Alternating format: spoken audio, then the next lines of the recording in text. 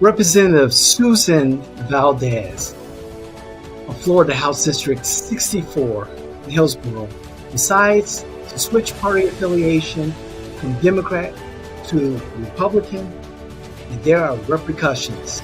Also, a whole bunch of data is just falling into my lap in regards to Democratic shift in Central Florida.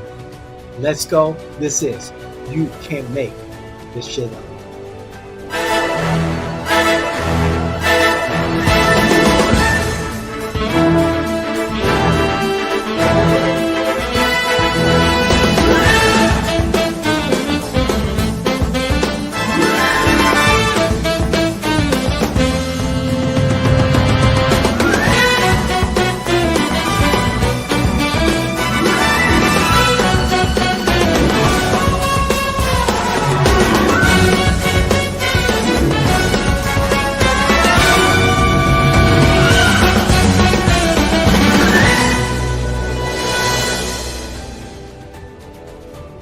All right. You know what time it is. I'm David Washington, your favorite political innovator and your host of You Can't Make This Shit Up. And wow, we have one for you today. We're talking about Representative Susan Valdés, House District 64 in Hillsborough, and also new data about the shift in the Democratic vote in Central Florida during this past November 4th election.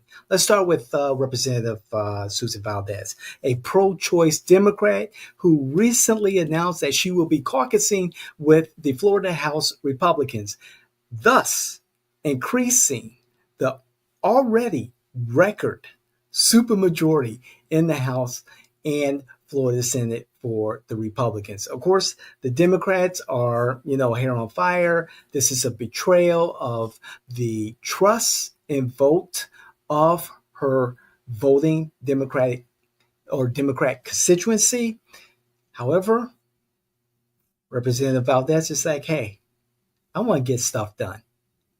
And I want to be where I'm celebrated and not just tolerated. I get that. Let's talk about, Representative Valdés first. And, think to yourself, is this a savvy political move or a breach of voter trust? From the Democrat side, this is, or the liberal side, this is what the president of, or the CEO of Ruthless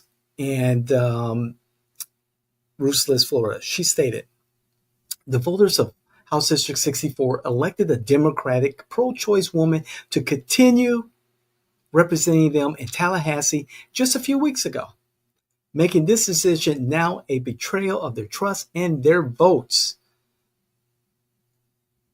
Yes, it is. Plain and simple. Yes, it is. Democrats, and let's make this very, very clear. Most voters will be looking at the D or the R or the NPA behind a candidate's name when they're voting. Let's just be very clear and honest about that. Particularly in the general election. Vote blue no matter who. We've heard that before. And so most voters really don't know who they're voting for. That's just the truth.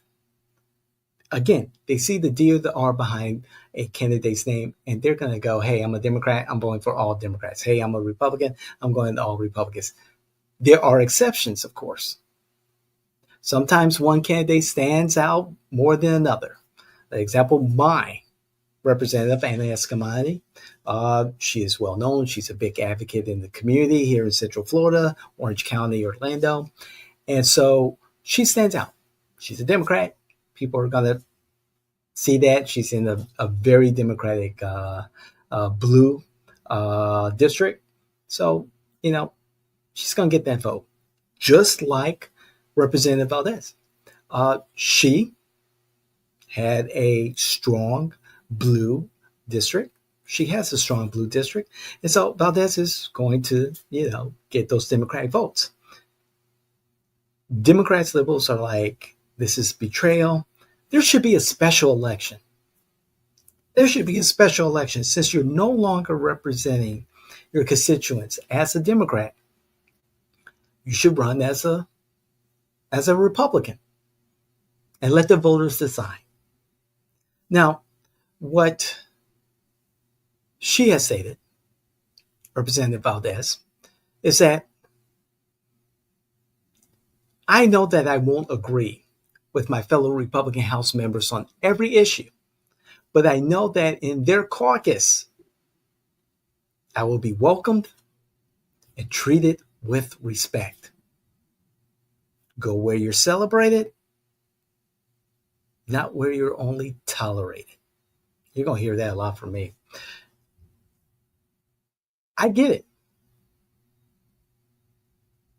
I get it. From her point of view, I get it because she's termed out after this term and she wants to be relevant because the Democrats here in Florida, they are part of a record super minority. Every Republican in the House won their seat except for one. And that was because the Democrats needed the help of the Orlando Sentinel and their resources to disparage the incumbent Republican in that particular seat that they won. Barely. So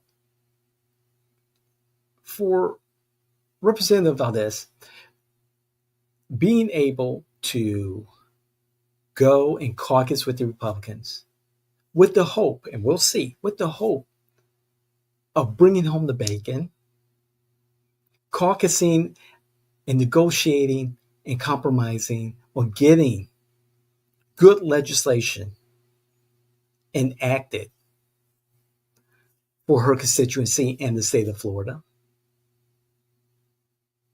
And being relevant, again, being relevant and being heard and having a seat at the table. Of course, all this is yet to be seen, to be determined. However, she's been welcomed by the Republican Party of Florida.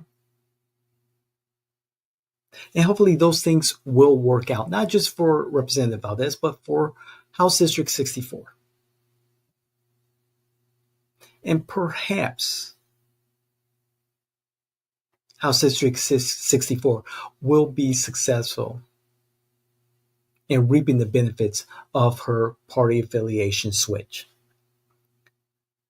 So saying that, I get the frustration by the Democrats, liberals, the Republican supermajority, historic supermajority grows, and the Democrats become more and more irrelevant. That's a Democrat problem. And again, the Democrats should look into, have a conversation even with Representative Valdés as to why, dig deeper as to why. Why she left the party beyond what's been reported. Could it be because she lost the race, the contest to become the Hillsborough, Democrat Party chair to a progressive? Maybe that played into it. However, the Democrats need to do a little soul searching because it's not just Representative Valdés. I had a situation at our recent civic organization called Orange County Watch for short. A civic organization that brings everyone across the political spectrum together first Saturday of every month to discuss Orange County government and its politics. And so after that meeting, I was paying my bill at the register at the restaurant we were at and a gentleman called me over, older black gentleman with his wife having breakfast, and he asked me if I was with a health organization because he thought I was, doing something in regards to healthcare.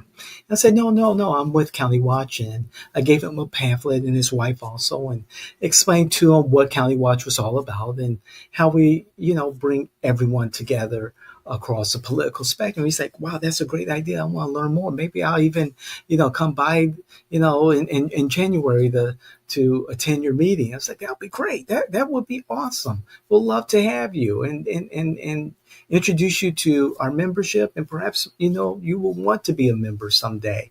And I said, we're all about accountability in Orange County government, and we're the watchdogs of Orange County government. And he's like, I really like the idea of bringing everyone across the political spectrum together because he said, I was once a Democrat. I was like, really? He's like, yes, I've changed because the Democratic Party of today here in Florida is not the Democratic Party he was aware of, that he engaged with, that engaged with him over the years, that he worked with, worked for. They're not the party that he loved. And he's like, I changed my political affiliation from Democrat to Republican very recently.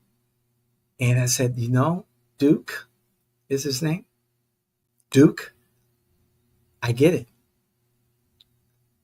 And I see that and I hear that. I hear that in my socials and the comments made to me and referencing our podcast episodes. I tell them, I get it. I understand. And it's the party that has left many of us.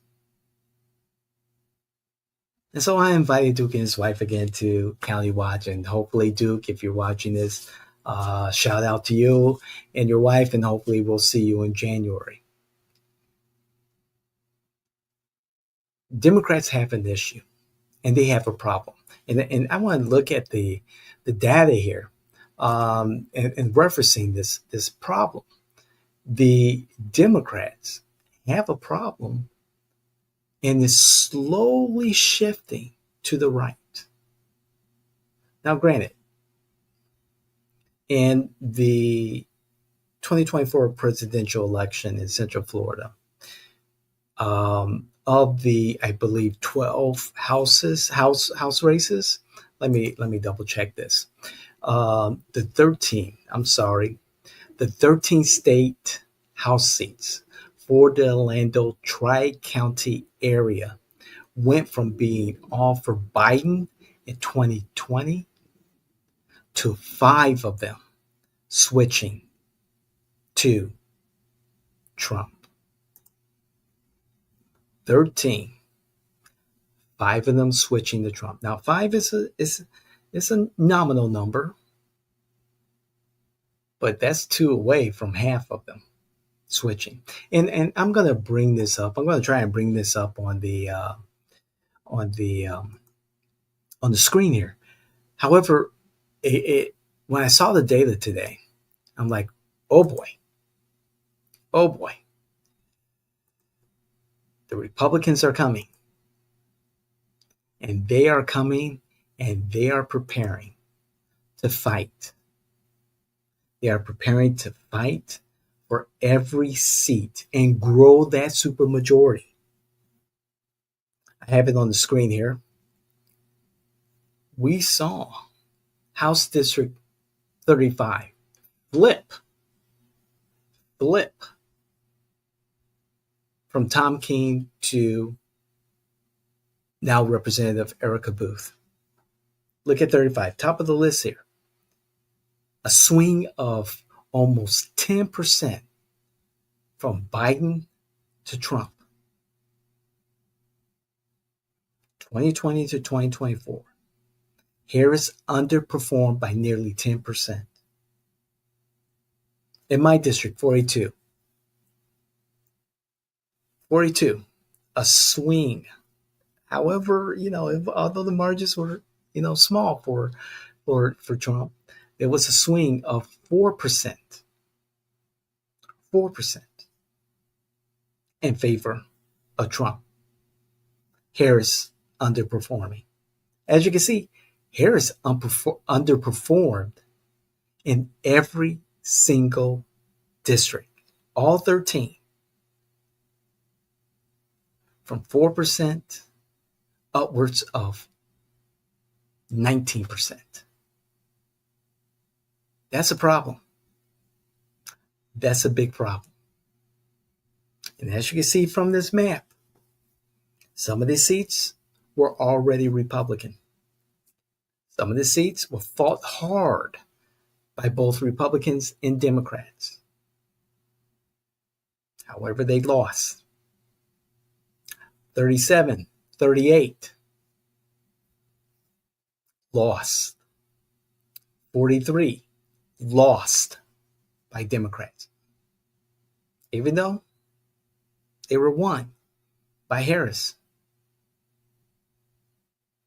Republicans sit in those seats.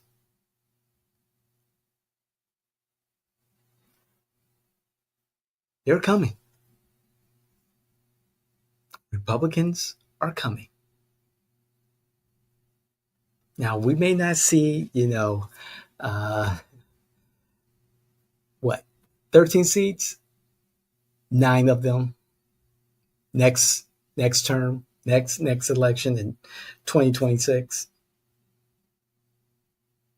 But maybe 9 seats in 2028 for Republicans. But the numbers here don't lie. The demographic is shifting their thinking. Something mattered to them where they shifted away from Harris and supported Trump. And as we hear more and more Democrats leaving the party, the non-party affiliates growing in Orange County, in the state. And the Republicans dedicated to growing their million voter advantage, not just statewide, but in Orange County also, Osceola County, Seminole County. A leaderless, underfunded, and chaotic Democratic Party is going to have its work cut out for it. That's a whole lot. It's good to be back at Washington Manor South in the home studio. It's a lot going on. However, what's important to me is that you are aware of the facts that are out there and that you stay committed to either being one of those individuals or helping one of those individuals who has great ideas from their communities, represent their communities, and be elected officials. Stay engaged always, because there's, 2026 is just around the corner. And, we're not even it's not even the new year yet. It's not even Christmas yet, but we're already preparing for 2026. And even 2025, because we have municipal elections. And we need you, a voting public. And 64% of you all voted here in Florida. So that's good, but we can do better.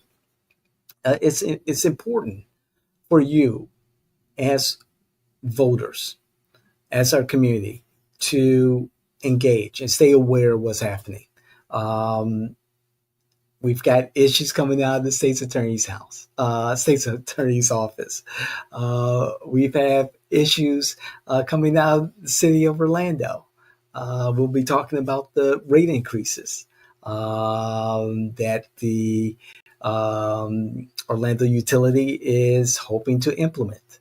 Thank you, Buddy Dyer. We've got the rural boundary your Orange County issues there. There was a proposal to discuss about a proposal for a moratorium on new construction of churches in the rural boundary, in the rural settlement, and that set off a lot of fireworks. Welcome to Orange County politics. So I just want to say thank you for